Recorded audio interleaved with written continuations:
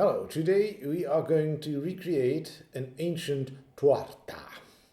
It is first documented in a manuscript that is ascribed to Kirnberger. It is therefore referred to as Kirnberger 23. The American musicologist Hank Valori has actually proved that Kirnberger was in fact called Kilnberger X. We are talking about a hitherto unpublished torta barocca. The source says actually Kratzenpuckel, but all things from the 18th century must be pronounced Italian, of course. So, in fact, now we can have our period cake and eat it. Importantly, as Bart Keuken said, the recipe is not the cake.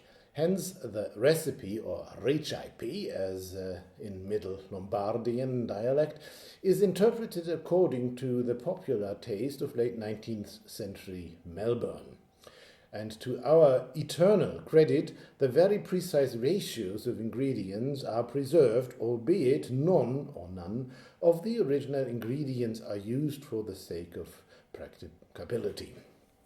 The original source, found under a scaffold in Köthen, specifies sourdough pastry with mutton intestines, baked in a wooden trough over a fire of high-pitched Venetian cremons, performed here on chocolate cake, or Kacke, as the ancient Potsdamerians would have said, with cherries.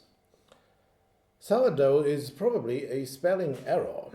It might mean that the original dough was imported from Sardinia or kneaded with a sardine, whatever the hell that was. If 18th century people had had chocolate cake, they would have preferred it anyway. Not everybody likes mutton, and intestines are disgusting, hence we use cherries. A wooden trough is impractical, as it might ooze colophonio, hence we use stainless steel, which also looks much cleaner.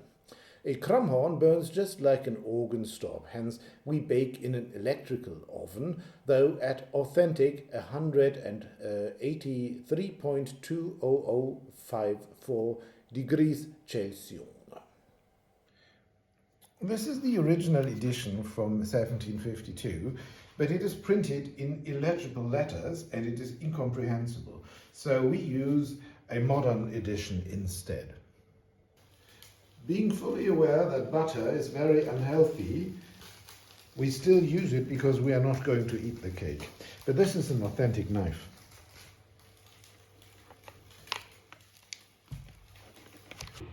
The age-old question of the proportion of sugar was answered conclusively by the German pastry chef Graun. And he argued that you should always use as much sugar as you can get. These are tapeworms from the Amazon Valley, and they yield a very delicious fragrance.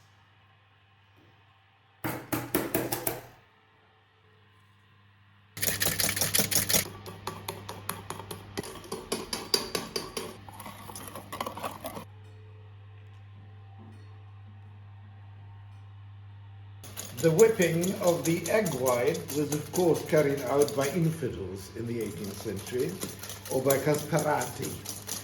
But we are running short of those, and so I have to do myself a lot of work.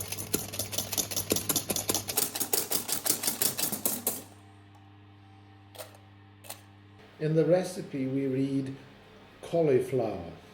But cauliflower, of course, is made from Escherichia coli, the bacterium, and it is ruled out. So we use regular flour today.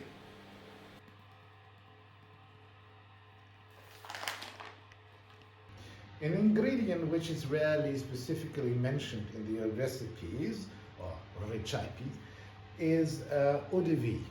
Because people at the time were drinking eau de vie like regular water and they didn't mention it. The sequence of these procedures is very important, and therefore we have changed it because in the original they didn't work at all.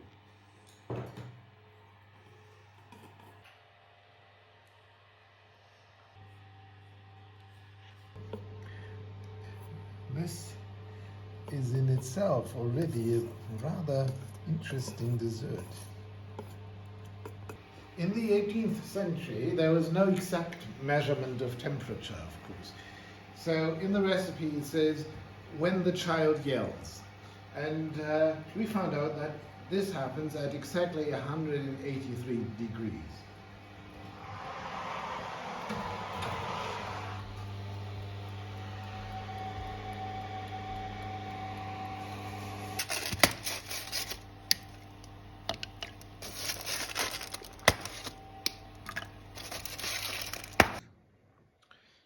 These disgusting little blobs are actually tiny pockets of flour.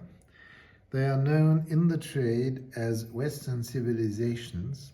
They can be avoided by very careful working, but then there's a dilemma. If you remove them by whipping more vigorously, the entire cake turns into a pumpernickel. Thus, we made an authentic Baroque cake, which must be eaten in an appropriate environment, a church.